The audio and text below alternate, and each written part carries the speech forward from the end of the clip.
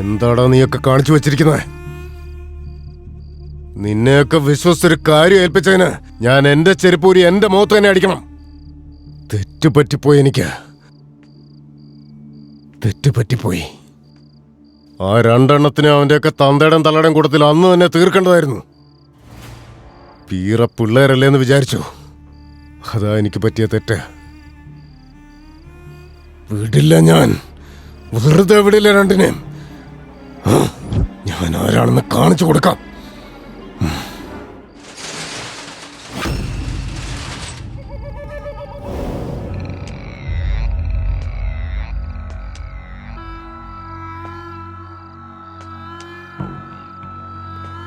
Wilson. Patel sir, എന്റെ ഈ അവസ്ഥ കണ്ടതിന് ശേഷം സംസാരിക്കേ.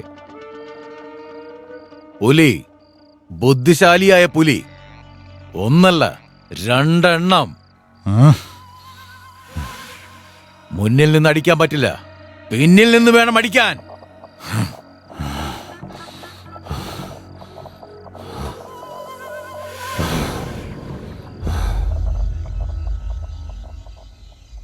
അതായത് കഴിഞ്ഞ കാലങ്ങളിലൊക്കെ സംഭവിച്ചത് യാദൃശ്ചികമായ മരണങ്ങളാണ്. പക്ഷെ ഇവിടെ ആരും ആരെയും കൊന്നിട്ടില്ല. പക്ഷെ രതി എന്തുകൊണ്ടാണ് അന്ന് മുതൽ മന്മഥനെ ഇവിടെ കാണുന്നില്ല എന്ന് പറയുന്നതിന്റെ കാരണം?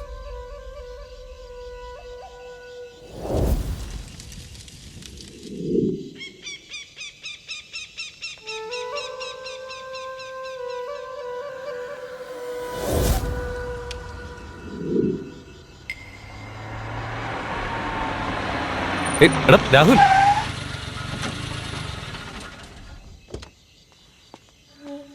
നീ ഇത് എവിടെ പോയി കിടക്കായിരുന്നു? രാഹുൽ, നിന്റെ മുഖത്തെന്താ മുറിവ്? നീ ഒന്ന് വിട്ടേ. എനിക്ക് നിന്നോടൊരു കാര്യം പറയാനുണ്ട്. നിന്നോട് എനിക്കൊരു കാര്യം പറയാനുണ്ട്. നിക്ക്, ഇത് നോക്ക്.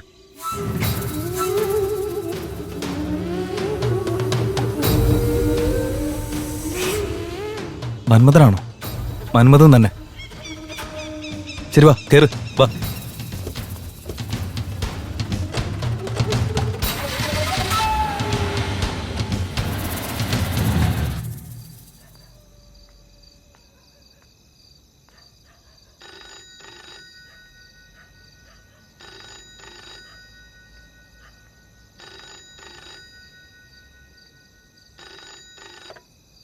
അതെ വക്കീൽ സാറേ. ഹലോ, എന്റെയും ജയദേവന്റെയും കൂട്ടു ബിസിനസ്സില് എന്റേത് 30%, അവന്റേത് 60%. അവന്റെ കുടുംബത്തിന് 10% ഷെയർ ഉണ്ടായിരുന്നു. അവന്റെ കുടുംബത്തെ മൊത്തം തീർത്ത് അതെന്തോ ഒരു കോപ്പുണ്ടല്ലോ, ഈ പവർ ഓഫ് അറ്റോർണിന്നോ മറ്റോ പറയുന്ന ഒരു സാധനം, അത് ഒപ്പിട്ട് ആ സ്വത്ത് എന്റെ പേരിലേക്ക് മാറ്റി തരണമെന്നും പറഞ്ഞ് എന്റെ കയ്യിൽ നിന്ന് കാശ് വാങ്ങിച്ചോണ്ട് പോയതാ. ഇത്രയും വർഷമായിട്ടും തനിക്കൊന്നും ചെയ്യാൻ പറ്റിയില്ലല്ലോ. ചോദിച്ചാ കേസ് നടക്കാന്ന് ഈ പറഞ്ഞ കാര്യങ്ങൾ തന്നെയല്ലേ താൻ പിന്നെയും പറഞ്ഞോണ്ടിരിക്കുന്നേ. പെട്ടെന്നൊന്ന് തീർത്ത് താടോ. തനിക്ക് കിട്ടാനുള്ള 5% കിട്ടിയിരിക്കും.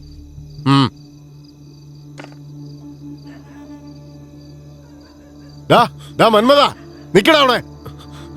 നിക്കാൻ ഇവിടെ ആരും ഇല്ലടാ. രംഗ, അവനെ പോയി പിടിക്കടാ.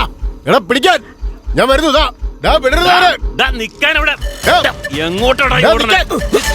നിന്നോട് അവിടെ നിക്കാനാ പറഞ്ഞ.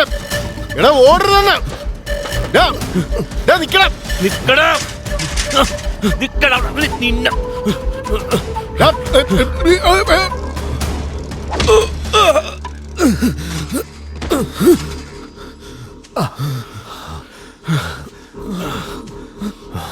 നീ ആള് കൊള്ളാലോടാ.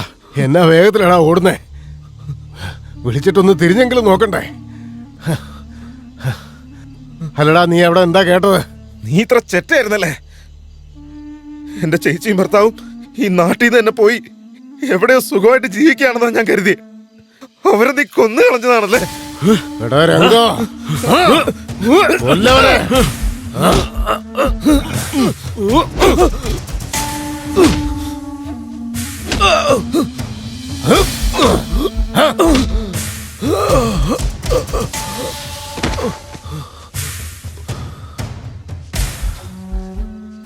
എന്റെ വഴിയിൽ ആര് തടസ്സമായിട്ട് വന്നാലും അവർക്ക് എന്ത് സംഭവിക്കുമെന്ന് നിന്റെ ചേച്ചിക്കും അളിയനും നന്നായിട്ടറിയാം.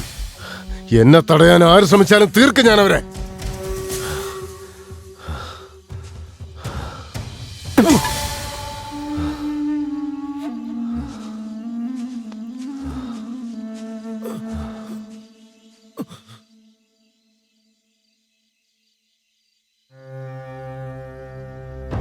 നിങ്ങളെ അനാഥരാക്കി മാറ്റിയത് പട്ടേല.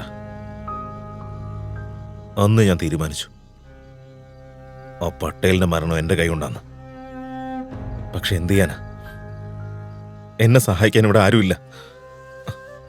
അതിനാ നിങ്ങൾ ഇങ്ങോട്ട് വിളിച്ചു വരുത്തി പട്ടേലിന്റെ കൂടെ താമസിപ്പിച്ചേ.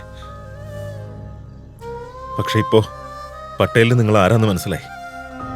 അയാൾ നിങ്ങളെ അന്വേഷിച്ച് ഉറപ്പായിട്ടും ഇങ്ങോട്ട് വരും.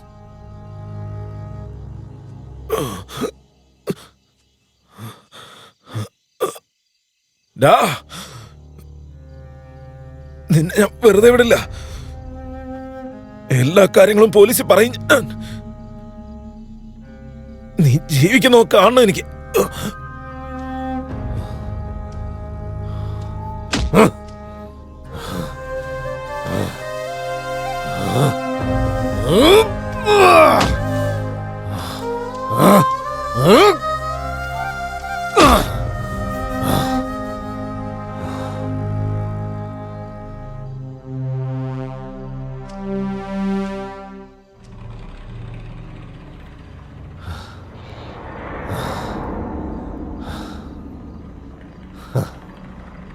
എടാ രംഗ, ഇവനെ ഇവിടെ തന്നെ കുഴിച്ചു മൂടിയേക്ക്.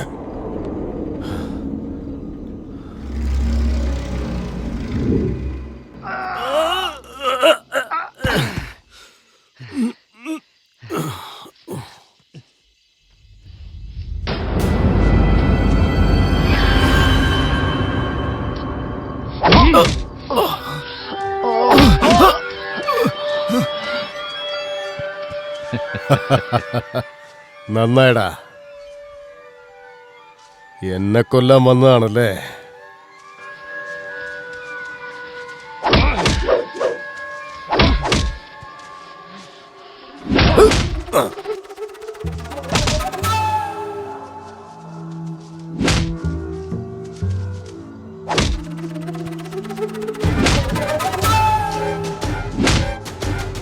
വിടരുതവനെ. ചാവുട്ടി അരക്കണവന്മാര്.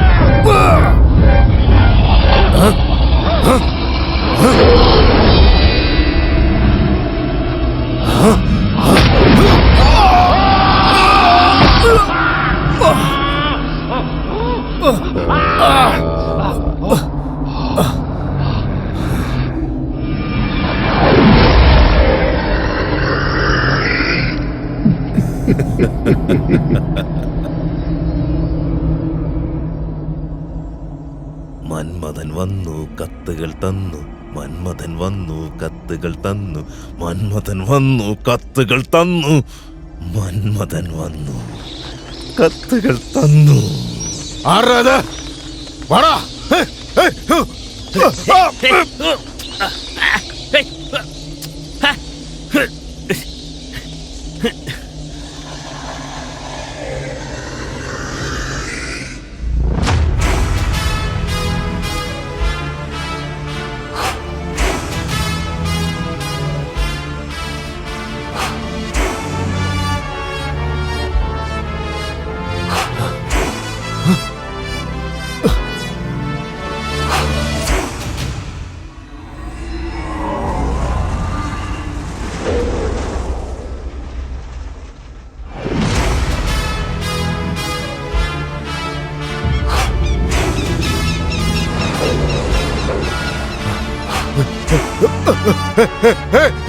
ഇത്രയും നാളും നീ ഇവിടെ ആസ്വദിക്കായിരുന്നില്ലേ?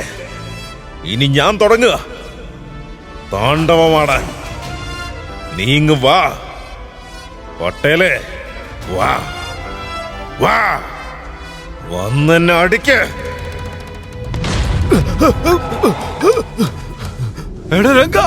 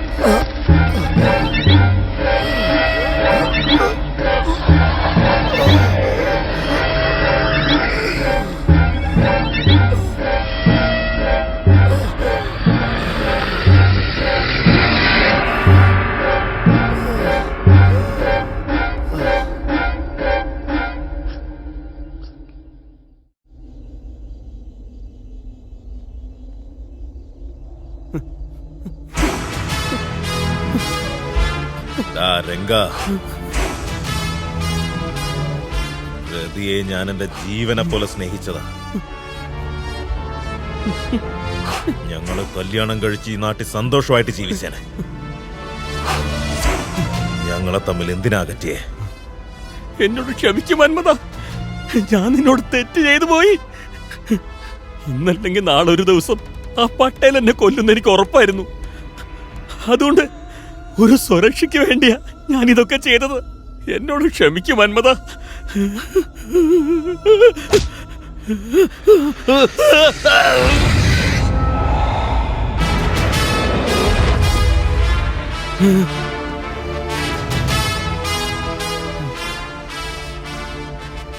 നിന്നെ കൊന്ന എന്റെ രതി തനിച്ചായി പോവും. അവളെ ഓർത്ത് മാത്രം നിനക്ക് ജീവൻ തിരിച്ചു തരാ. ഓ ഓ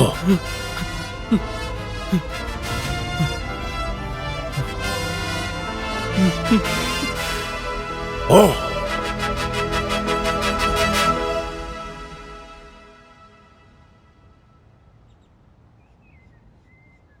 അല്ല, മന്മഥനിപ്പോ എവിടെയാ?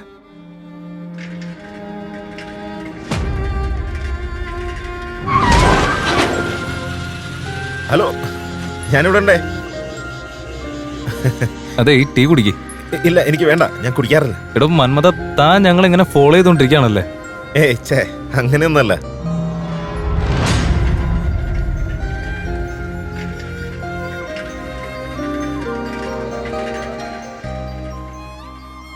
മധുരമന്ദാരമീ മൗനഗീതം.